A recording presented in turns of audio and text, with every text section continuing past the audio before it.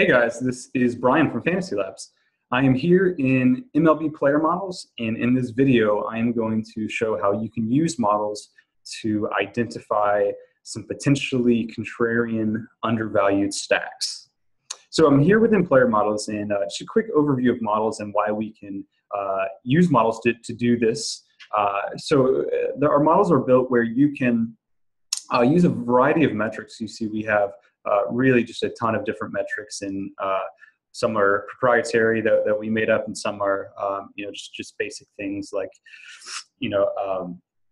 WOBA and ISO and stuff like that. So you can weight any of the metrics as you see fit. You have 100 points, and you assign the weight out of 100 points to a specific metric. And then our player models use those weights to assign a player rating to the player based on how he performs in those different metrics. So as you can see here, just based on, this is the Bales model that Jonathan Bales has built, a very popular pro model.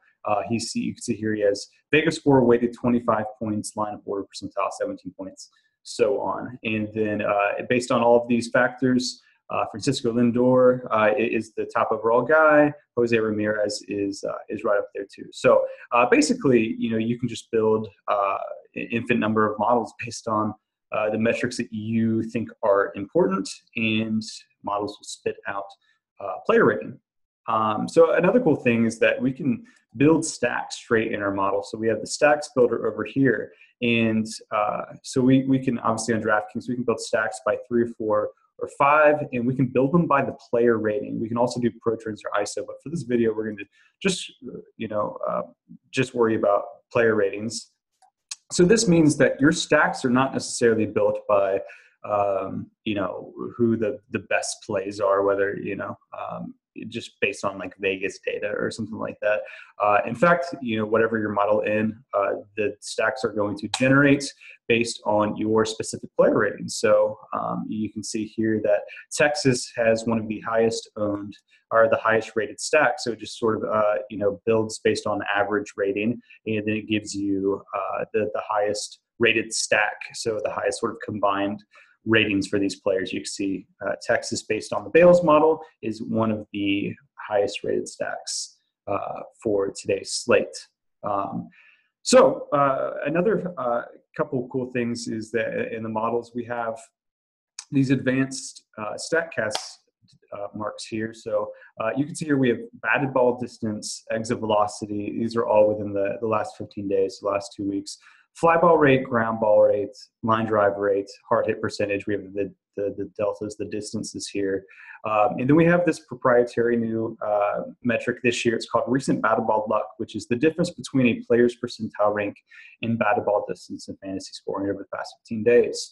If we sort by the guys who are at the top here, we can see some guys who have a high recent batted ball luck mark, which positive one, the higher it is, means that they have been unlucky. So we look at a guy like Josh Bagley here, who has scored minus 3.21 fantasy points plus minus on DraftKings over his last 10 games. You can see not really much production, but then you look how he's been performing, and he's been actually hitting the ball really well. Average distance 244, exit velocity 95 miles an hour, and hard hit rate of 40%. Obviously, he's a guy a little bit low in the order. You can always use it to identify some guys who are a little bit lower, whether it's Chad Pender for the Athletics, who has sort of been up and down, but has really nice distance differential and stuff like that. And distance has proven to be a very predictive metric in terms of fantasy production. So as you can see here, we have some metrics that aren't necessarily priced into a player, and really we can go over the Vegas dashboard here. A lot of people really just use their stacks based on the implied live total. So we have here the Diamondbacks are the top implied team. They have moved up 0.4 runs, and we can sort of combine that with money line percentage to see where the public money is on the teams.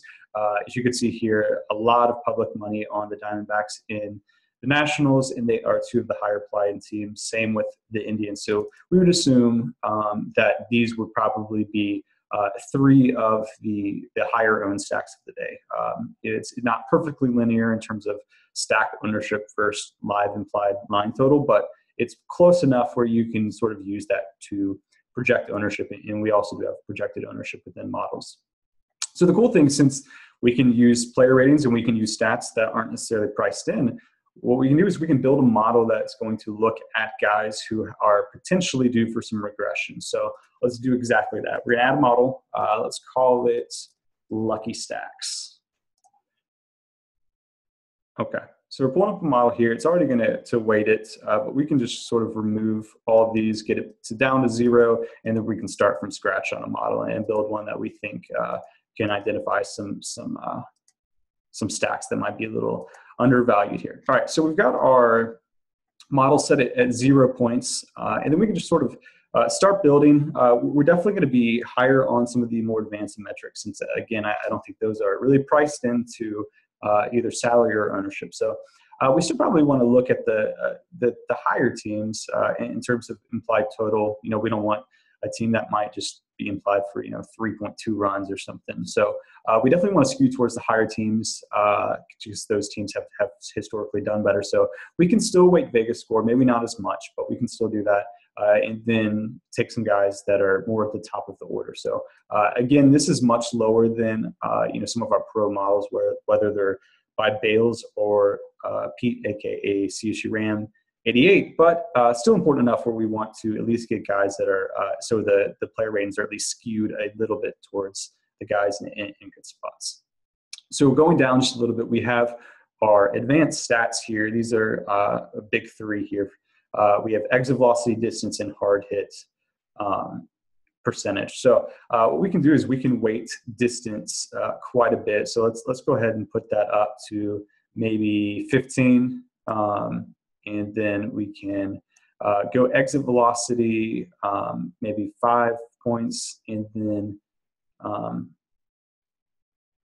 points. Let me see if I can get it. Okay, and then we'll go hard hit rate, 9 points. All right, so we have 45 points used, and we're sort of skewing our player ratings more towards guys that have been hitting the ball well, as opposed to just the biggest Vegas scores here. So what we could also do is add our recent batted ball luck scores. So these are the guys that have been unlucky. So think the guys that we just talked about, Josh Fegley or whoever it may be, Chad Pinder, guys who have been really hitting the ball well, but haven't seen sort of the fantasy production that you would expect from those marks.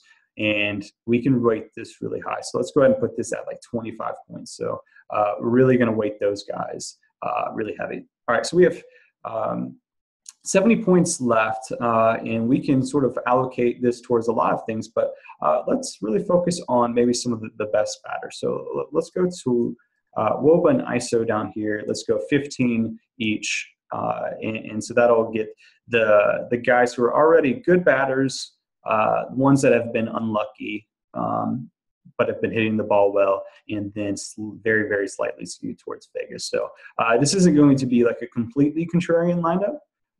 It's not going to identify like really, really contrarian batters. I'll show maybe at the end of this video how to do that. You can just go extreme with it, but it's still going to identify some guys, because it's not really skewed towards Vegas data entirely too much. So if we build some stacks here, we can see where we land at here. So Texas obviously going to be popular, but we do have a Cardinals lineup that is actually interestingly at the top here. If we see where they are in terms of Vegas data, they are not even on the top screen, which is sort of a pretty good indicator that they might be a little bit lower owned than expected. So they're here at 4.7 runs, which is a pretty good mark actually, but it's low enough where, especially just looking at all the teams above them, if they're about middle of the pack, which means that we would probably expect them to have low ownership.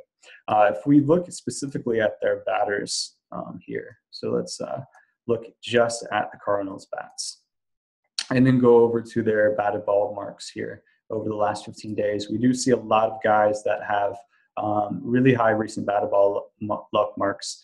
Matt Carpenter is one of the higher rated players in this model here. You can see that He hasn't done too great over the last 10 days, a plus 1.72 plus minus, which is pretty solid, but down over his last 2 games, really hasn't performed, hasn't gotten a hit over his last 2 games, last 8 bats, a couple Ks, but he's been making really great contact. You can see here distance 263, 96 exit velocity, hard hit rate 57%, and then other guys even a little bit lower in the order have all been really making good contact, hitting the ball a long way, and pretty good hard hit percentage as well.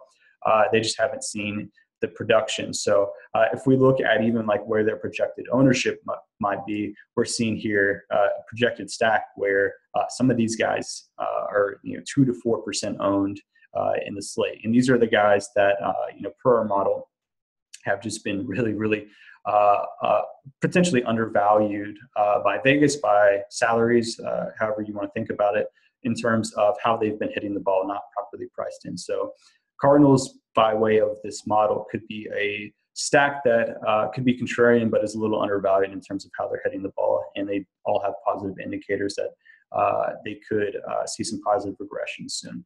So that's sort of in a nutshell how I like to use the models to identify stacks, which I think is really cool. I don't think there are really any other models out there in the industry that allow you to build stacks this way and try to find undervalued stacks. You sort of have to sort of pool a bunch of metrics and try to identify it that way, but you can actually use player ratings and weight it to do so in models.